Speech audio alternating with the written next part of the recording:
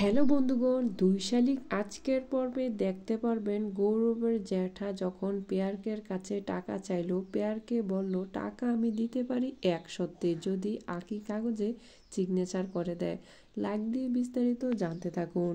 আঁকি সকালে ঘুম থেকে জেগে দেখে দেবা নিচে শুয়ে আছে। তখন সে মুচি হাসি দিল যে আমার জন্য সে খাটে পর্যন্ত শুলো না। দেবা বাইরে রৌদ্রের কারণে ঘুমাতে পারছিল না। আঁকি কাপড় দিয়ে ওই রৌদ্র ঢেকে দিল। এদিকে কমলা মাসি আঁকিকে ডাকছিল। তখন আঁকি তাড়াতাড়ি দেবাকে শোয়া থেকে উঠিয়ে খাটে শুইয়ে দরজা খুলে কমলা মাসির কাছে গেল। তখন কমলা মাসি বলে, বাজার থেকে ছোট মাছ এনেছি, সুন্দর করে আমিষ ছাড়িয়ে পুঁটি মাছের চচ্চড়ি রান্না করবি, দেবা খুব পছন্দ করে।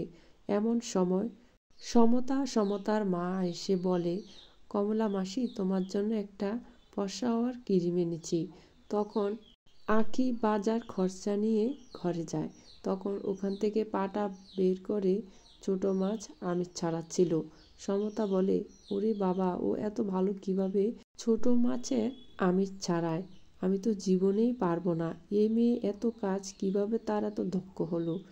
তখন সমতার মা বলে, কমলা মাসি আমাকে 200 টাকা ধার দাও, আমি দিয়ে দেব তোমাকে, তোমার ভাই যদি বেতন পায়।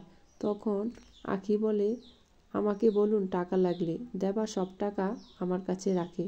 এ কথা শুনে সমতার মা এখান থেকে রেগে চলে যায়। গৌরবের মা জেঠি বসে বসে পুজোর থালা গোছাচ্ছিল। গৌরবের মা গৌরবের জেঠিকে বলছিল, দিদি, আঁকি গৌরবের মধ্যে কেমন জানি ঝামেলা চলছে, তারা একে অপরের সাথে একটু মিল মিলাপ নেই। তখন জেঠু বলে, নতুন বিয়ে হয়েছে তো, আস্তে আস্তে ঠিক হয়ে যাবে, ওদেরকে একটু সময় দাও। গৌরবের জেঠি বসা থেকে পড়ে যায়। তখন গৌরব এসে দেখলো তার অবস্থা খুবই খারাপ। তাড়াতাড়ি করে হসপিটালে ভর্তি করালো। ডাক্তার বলল ওর হার্ট সমস্যা, ওকে যদি হার্ট ব্লক হয়ে গেছে, ওকে যদি অপারেশন না করায় তাহলে সে বাঁচতে পারবে না।